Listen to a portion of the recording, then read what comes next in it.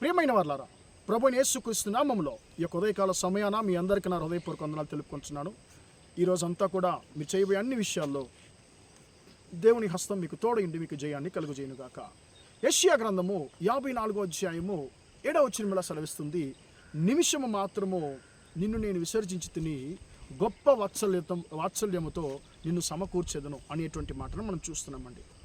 ప్రియులారా, ఈ యొక్క ఉదయకాల సమయాన దేవుడు నిన్ను చూసి ఆయన అంటున్నాడు, నా కుమారుడు, నా కుమార్తె, దేవుడు నన్ను చేయి విడిచిపెట్టాడు, దేవుడు నన్ను చేయి విడిచిపెట్టాడు అని చెప్పి నువ్వు అంటున్నావు. నేను నిన్ను నిమిషము మాత్రమే నేను చేయి విడిచిపెట్టాను అని దేవుడు అంటున్నాడు.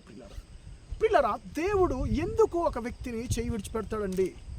ఎప్పుడైతే మనం జీవితంలో దేవుడు అసహించుకునేటువంటి కార్యాలు, ప్రియులారా, ఆయనకు దుఃఖాన్ని కలిగించేటువంటి క్రియలు ఎప్పుడైతే మన జీవితంలో కనిపిస్తాయో అప్పుడు ఆయన నిన్ను నన్ను ఆయన విసర్జించడము జరుగుతుంది. ప్రియులారా, ఆయన మనకు దూరం అవడం జరుగుతుంది. ప్రియులారా, కానీ ఆ యొక్క విసర్జించడము ఎంతసేపు, ఎన్ని రోజులు అని చూస్తే పరిశుద్ధ గ్రంథం సెలవిస్తుంది, నిమిషము మాత్రమే అని చెప్పి దేవుని యొక్క వాక్యము సెలవిస్తుంది. ప్రియులారా, తెలుగు బైబిల్లో నిమిషము అనేటువంటి మాట రాయబడి ఉందండి, కానీ తమిళ బైబిల్లో క్షణము అని రాయబడి ఉందండి. క్షణము అంటే కనురెప్ప అని చెప్పి అంటాం కదా, కనురెప్ప పాటున అనేటువంటి మాట తమిళ బైబిల్లో రాయబడి ఉంది.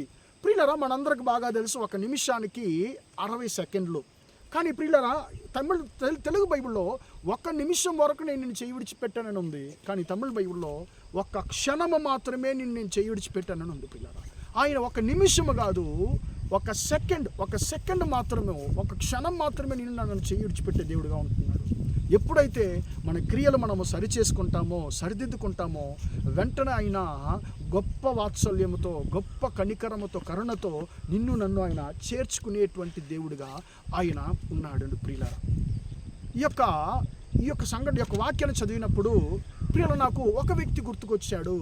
లూకాసు సువార్త 15వ అధ్యాయంలో ఉన్నటువంటి ఆ యొక్క కుమారుడు, చిన్న కుమారుడు నాకు గుర్తుకొచ్చాడండి. ఈ చిన్న కుమారుడు ఎంతగానో తన యొక్క తండ్రికి దుఃఖాన్ని కలిగించాడు. తన తండ్రి యొక్క ఆస్తిని తీసుకున్నాడు.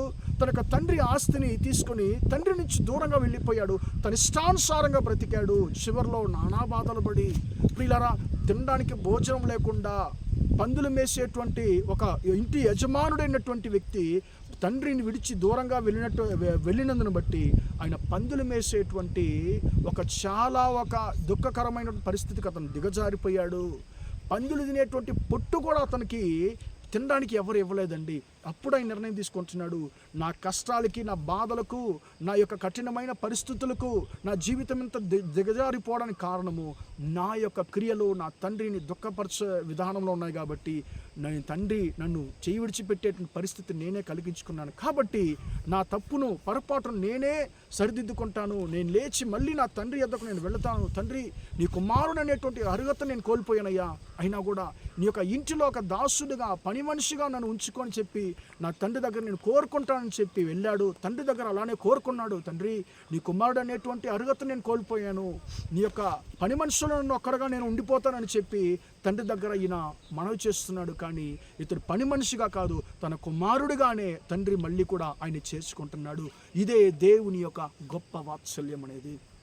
ప్రియమైన దేవుని బిడ్డ, నీ జీవితంలో దేవునికి ఇష్టం లేనటువంటి, దేవునికి దుఃఖం కలిగించేటువంటి, దేవుని దుఃఖపరిచేటువంటి క్రియలకు గతంలో నువ్వు స్థలం ఇచ్చి దేవుని దుఃఖపరుచున్నావేమో ఒకసారి నీ జీవితాన్ని చూసుకో, సరిచేసుకో, పరీక్షించుకో.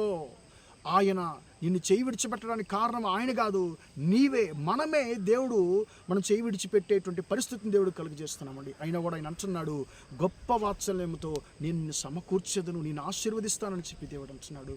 కాబట్టి అయ్యా, నన్ను నీ చేతికి అప్పగిస్తున్నానయ్యా, నీ గొప్ప వాత్సల్యముతో నన్ను సమకూర్చయ్యా అని చెప్పి దేవునికి మనం మొరపెడదామా?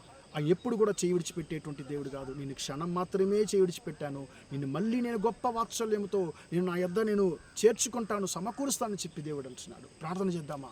ప్రేమగల మా తండ్రి, దయగల దేవా, ఇంతవరకు ఈ మాటలు విన్న మీ బిడ్డలు మీరు దీవించండి, ఆశీర్వదించండి. తండ్రి, నిమిషం మాత్రం నేను చేయి విడిచిపెట్టాను, అయినను గొప్ప వాత్సల్యంతో నిన్ను సమకూర్చదనని మాట ప్రకారం తండ్రి, మీ బిడ్డలు తండ్రి నీకు దూరమై ఉన్నట్లయితే తండ్రి, యేసయ్యా, నువ్వు చేయి విడిచిపెట్టే పరిస్థితి మీ బిడ్డలు తండ్రి వారికి వారే కలిగించుకున్నందువలన ఎన్నో బాధలకు తండ్రి గురి అయిన మీ బిడ్డలు ఒకసారి జ్ఞాపకం చేసుకోయ్యా తండ్రి. మళ్ళీ కూడా తండ్రి వారిని మీ యొక్క గొప్ప వాత్సల్యంతో వారిని దీవించి ఆశీర్వదించమని, ఈరోజంతా మీ బిడ్డలు చేసే అన్ని విషయాల్లో మీ హస్తం తోడుండి వారిని దీవించమని యేసు నామములో ప్రార్థిస్తున్నాను తండ్రి. ఆమేన్ ఆమేన్. ప్రియులారా, దేవుడు మిమ్మల్ని దీవించి ఆశీర్వదించును గాక. Praise the lord.